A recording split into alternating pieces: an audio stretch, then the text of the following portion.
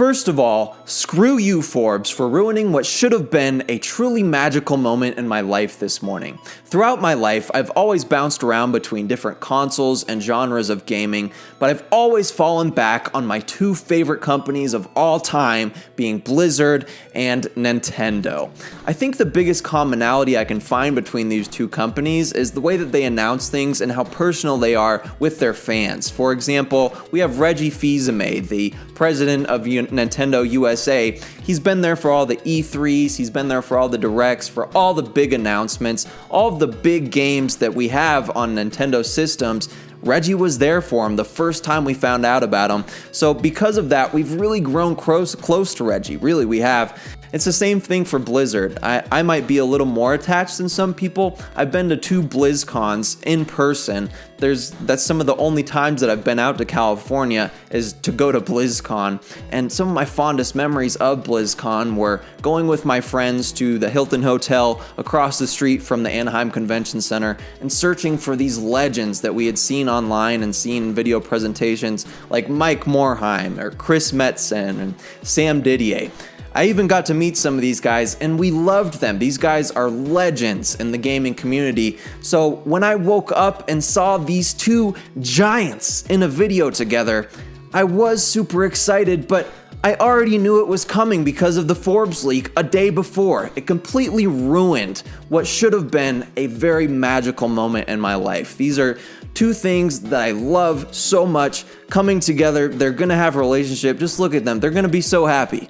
And I'm still so happy about it, but come on, Forbes!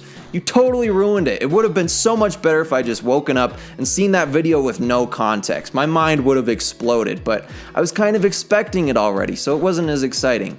These leaks need to stop. It's ruined my hype for Pokemon Let's Go and a lot of other games this year. And now Diablo 3, what should have been one of the most exciting announcements, was ruined by a freaking big corporation. It wasn't even like these little Twitter leakers that we see. It's this big corporation, and it needs to stop. I can't imagine that this wasn't intentional. How does Forbes, who's been doing this for years on years on years, allow that to happen? You're stupid, Forbes, and I hate you for ruining that moment. But either way, I'm still very excited. Diablo on Switch, so I had to make a video about it. Let's talk about it right now.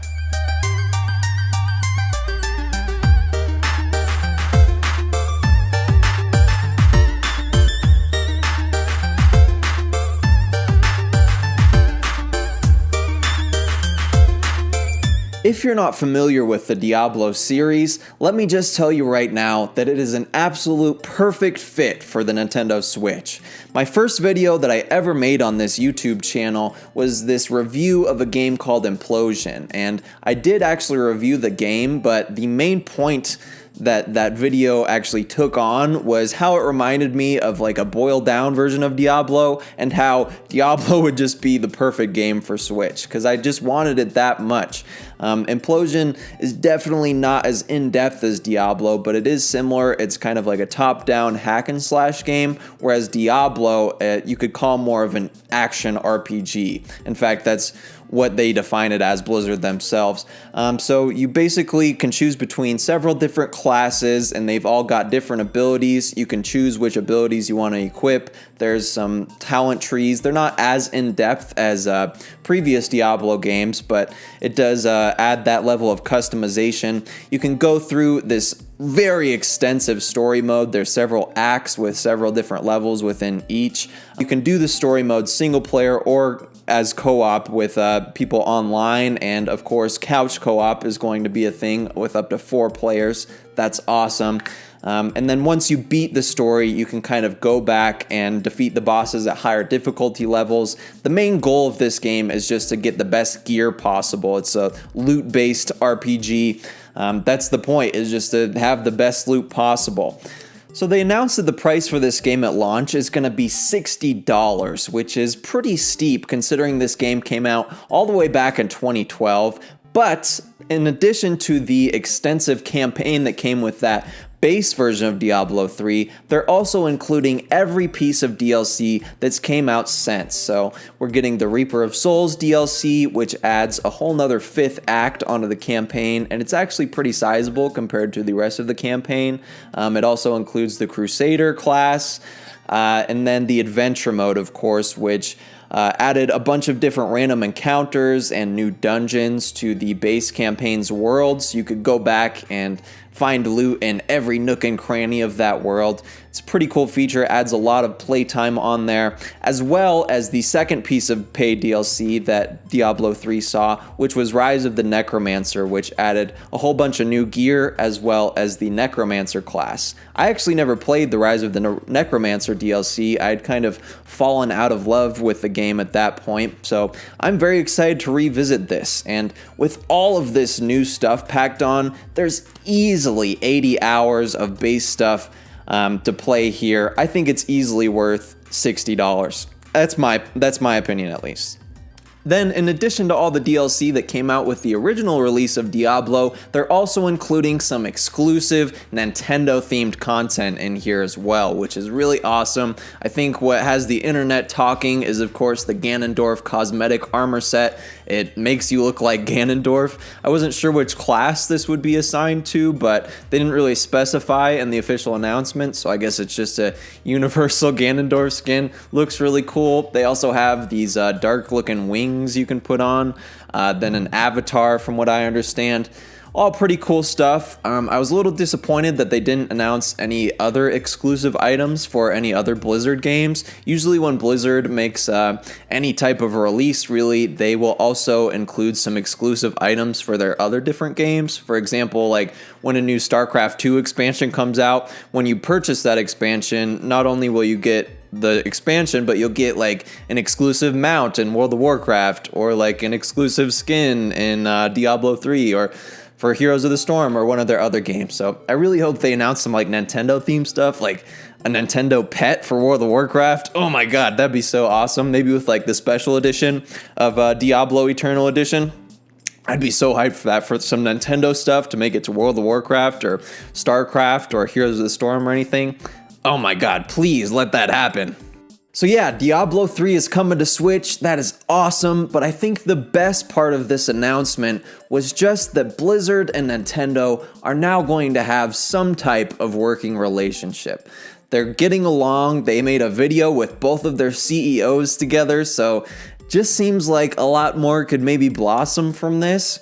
I don't know. Well, GameSpot was actually curious about that, and they reached out to the Diablo 3 people and asked them about other Blizzard games that might come over to Switch, specifically Overwatch. And what they said about Overwatch is that we don't really work on Overwatch. You know, that's Team 4, which is another development team within Blizzard. They're the Overwatch guys, but he did say that it is feasible, which is pretty surprising. Personally, I never thought that Overwatch could even run on the Nintendo Switch. It's just a little more graphically intensive. I know Paladins can run on Switch, but Overwatch, it just seems like the animations and the way that the world works just seems a little too advanced for the Switch, but please, if it can happen, please make it happen. I will spend all the money. Please, please, please, please.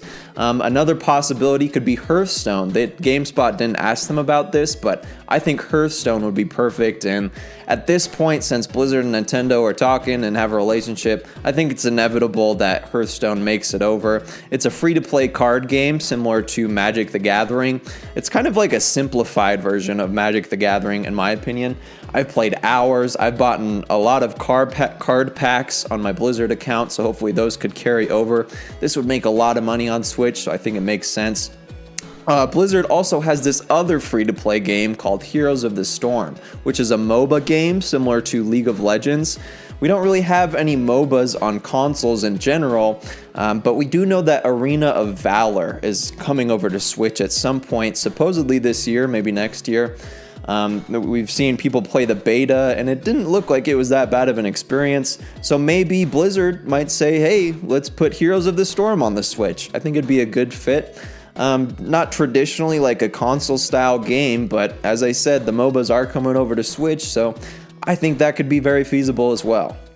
I really thought that this would never happen. If you've watched my videos over the past year, there's probably 10 instances where I've talked about how much I want any type of Blizzard game on my Nintendo Switch, and it's finally happening. I really can't believe it. Super excited. Like I said, I really wish that Forbes wouldn't have leaked it. It would have made the experience a whole lot better, but we gotta live with what we gotta live with. At least it's happening anyways. Really hope that we get some more Blizzard games soon. Hopefully not this fall though, because there are so many new games releasing this fall now. The first half of 2018 was pretty shallow, not a lot of games to be played, but now the fall and winter 2018 is looking stacked. Like 3 games that I want every month, starting from September to December. It's going to be tough on my wallet. It's going to be tough to choose which ones I can play. That's the problem too, is a lot of these are time sync games. Like with Diablo, you could easily put over 100 hours into that. Same with Dark Souls. Like I really wanted to play Dark Souls, but do I have an extra 80 hours lying around to play all of them? I don't know, but I guess we asked for the world and we got it, and now we don't know what to do with it.